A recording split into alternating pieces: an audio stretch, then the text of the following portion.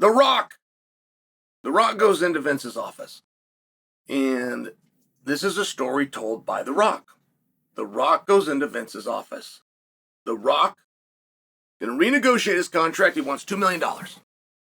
Vince simply says to him, "Where did you get that number?" Rock says, "Well, I heard that Austin is making $1 million. He and I are the top guys. I think I can overtake him. I think the momentum's going that way. I'm a little bit younger." He makes his case.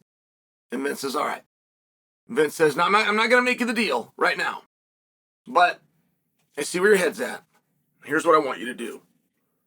I want you from now on, from this moment forward, when you go on the road, when you're going from town to town, I want you learning the business from my side.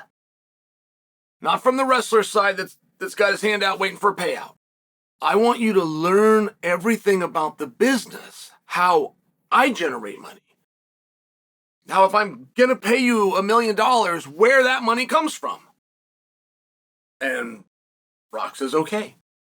Rock's dad was in the business, and Rock's uncles and his cousins, his grandmother was a promoter.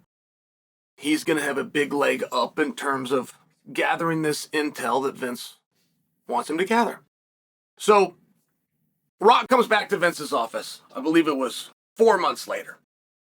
But as Rock tells the story, he starts telling Vince about the business, starts telling him what it takes, starts telling him about playing the venue game and a little bit about distribution and how important that merchandising is.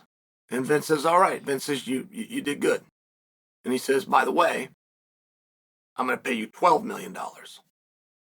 So Rock had come in for a raise and wanted 2. Vince gave him an assignment, and Vince gave him 12.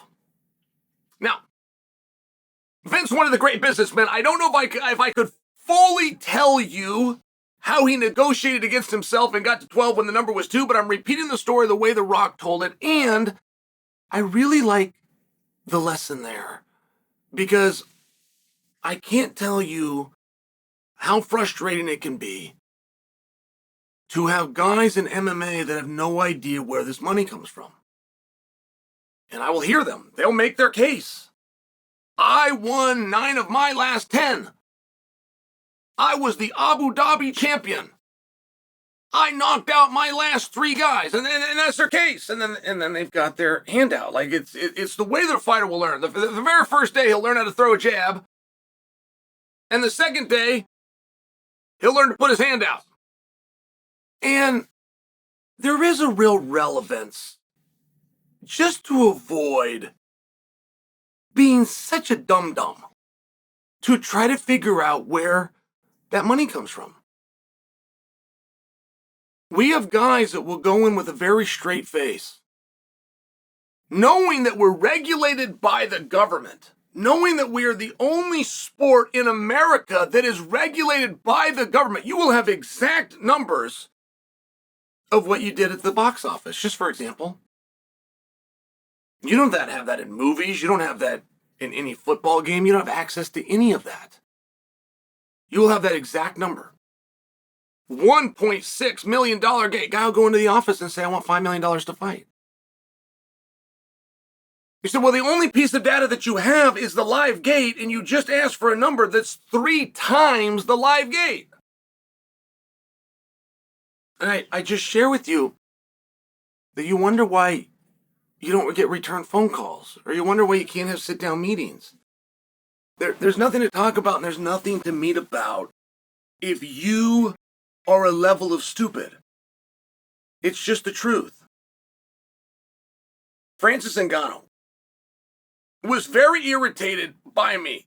In fairness, he had the right to be pretty irritated by me. But my statement was very simple. As mean as it was also true. Which is, Francis did not make $10 million to fight Tyson Fury. Francis was given $10 million to fight Francis Fury. And there's a big difference. I had this argument with Ariel, and Ariel's going, "Oh, he played it right and he did everything right. Look at all this money that he made." No, look at all the money that he was given. If somebody else got their ass kicked that wrote you a check and just happened to be a man of his word, so he took the ass kicking and gave you a check, that's called charity. If the dude handing you the check is losing money on you, you didn't make money. You were given money. And you can have your feelings hurt as bad as you want. We can't have a meeting if you have that mentality. If you're a dum-dum, the last thing I have an interest in doing is coming to a lunch and trying to smarten you on the business. I mean, if you can't do math, you can't do math. And if you think because you knocked out 3 of your last 4, 8 of your last 10, or you won whatever it is that you're arguing, that is never about the revenue that you're bringing in or you getting a piece of the revenue that you're bringing in. It's about me, the promoter, having to figure it out and dangle a carrot in front of you to do a sport that you apparently don't want to do. And I'm just sharing with you. It's a larger argument because these dum-dums that can't do math, or Francis who was given money, he didn't make money. He was given money. He can be upset or not. This is what happened. But the one thing that all of these guys, now all of a sudden Francis and Jon have found each other in the media. Right, and they got like this, bro, I'm going to come back and I'm going to fight you. I mean, the level of stupid you would have to be to think that you could manifest that fight.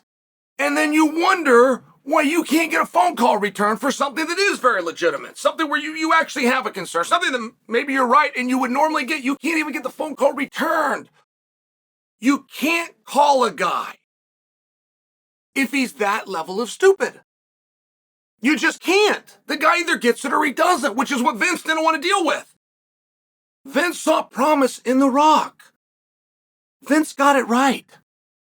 Vince helped The Rock. He smartened him. That's called being smartened to the business. And The Rock is now on the board. He helps to make these decisions because he understands them. This was a tremendous service that Vince did. So I'm watching Jones and I'm watching Francis find one another. And when I talk about dum-dums having something in common, they always do. And it's always legacy. Always. Now, I'm not attempting to be disrespectful, but Jon Jones and Francis together, if you gave them 3 tries, could not spell the word legacy. They just couldn't. They want to know if it had 1 G or if it ended with an IE or a Y or if it was a capital L. Like, they couldn't spell the word legacy, but they can't do an interview without speaking about it. And the reason I say they can't spell it, because they goddamn sure can't define it. It's very important that you do understand how to define something that you say you've dedicated your life to. Legacy is how you're going to be spoke about and remembered when you're done. Nothing else. Nothing. It's a very strange thing to chase. But the true greats, and Francis and Jones are greats, see things a little bit differently. It's one of the things that makes them special. So I have to give them the benefit of the doubt here. But the big miss is how you're going to be spoke about. And you got to understand, history is written by the winners. You guys don't know what happened in the Civil War. You don't know what happened in World War I or World War II. You don't know any of these things. You weren't there. You don't have any proof. You don't have any documentation. The side that won comes out and tells you, and that's it. It gets written in a textbook and that's it. You get the bigger guns and the bigger tanks, and if you say these textbooks go on the shelves, then they go on the shelf. And I'm only sharing you. I mean, think about this. You want to have this great legacy.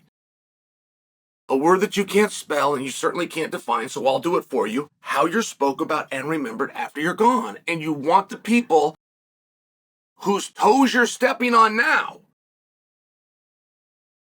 the toes that you're currently stepping on, are the ones that are going to set up the camera, roll the production, and tell the very story that you would like to be favorable towards you into the future. And you got to be careful, because those toes that you step on are going to be connected to the asses that you kiss on your way down.